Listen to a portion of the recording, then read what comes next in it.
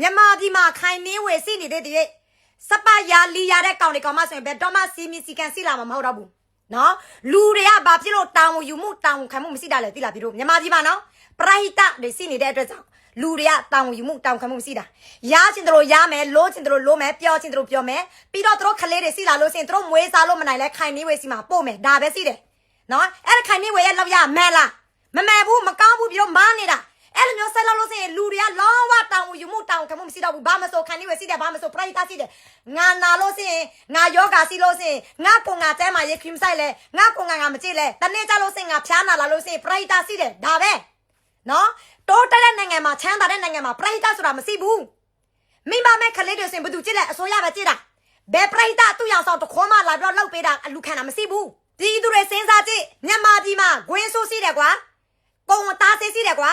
ဘာဖြစ်လို့လူတွေမတုံကြတာလဲဘာဖြစ်လို့လူတွေမလိုက်နာကြတာလဲခလေးမရှိအောင်လူတွေကိုဒုက္ခမပေးရအောင်အခုခိုင်နှင်းဝေနော်ခိုင်နှင်းဝေဒီလိုမျိုးလောက်လိုက်လို့ဘာသူတွေပြန်တော့ဒုက္ခရောက်တယ်ပြည်သူတွေကဒုက္ခရောက်တယ်ခိုင်နှင်းဝေကျွေးမွေးလိုက်တဲ့ခလေးတွေအားလုံးကခိုင်နှင်းဝေငွေနဲ့ခိုင်နှင်းဝေကျွေးတာလားမဟုတ်ဘူးနောက်ဆုံးတော့ပြည်သူလူထုစီမှာပဲပြန်တော့တောင်းစားတယ်ပြည်သူလူထုပဲပြန်တော့ကူညီပေးရတယ်တချို့ယောဂတဲ့လူမျိုးပဲကိုခီးမဆိုင်ကြဘူးယောဂစီတဲ့အချိန်ပရိဟိတပဲနော်ဆိုတော့ပရိဟိတတောင်းတဲ့ငွေလဲပြည်သူလူထုရဲ့ငွေပဲမဟုတ်ဘူးလားငါတို့ပြည်သူလူထုရဲ့ငွေရ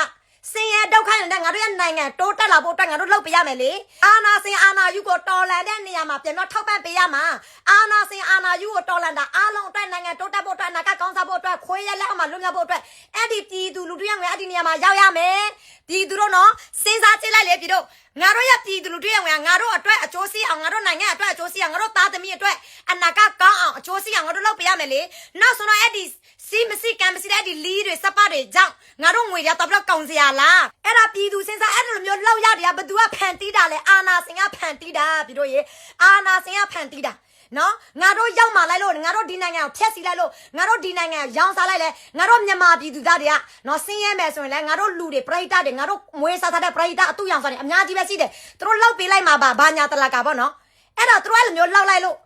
နာနေတဲ့သူကโอเคသူတို့နာနေတဲ့သူတွေအဲ့ဒီမွေးလာတဲ့ခလေးတွေတချို့မှအဖေမရမွေးစားလို့မရလို့ပြစ်ထားလိုက်တယ်အခန်းကြီးဝယ်သူတို့ကြည့်လိုက်ရတယ်အဲ့ဒါအာနာစင်အာနာယူတွေရဲ့အစုပ်ထုတ်လက်ကွက်တွေပဲ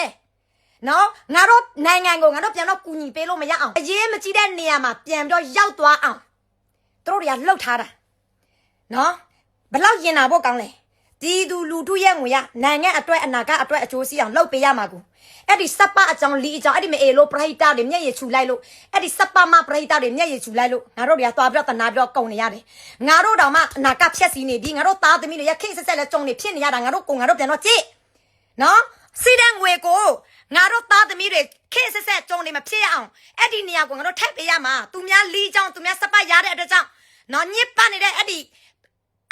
စီမစီကံမစီတဲ့အဲ့ဒီမအေလို့ဖေလို့မှမွေးလာတဲ့ခလေးကိုတော့ကောင်းတာမလုံနဲ့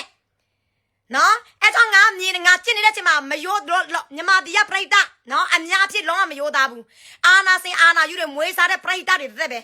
နော်သူတို့ရဲ့ခွေးချင်အမျိုးမျိုးပဲအမှန်တကယ်ဆိုရင်ဒီချိန်ဒီခါမှာပြည်သူလူထုရဲ့ငွေတိုင်းပြည်အတွက်ပဲဖြစ်ရမယ်စပကိစ္စလီကိစ္စနဲ့တော့ကောင်းစရာမလိုဘူး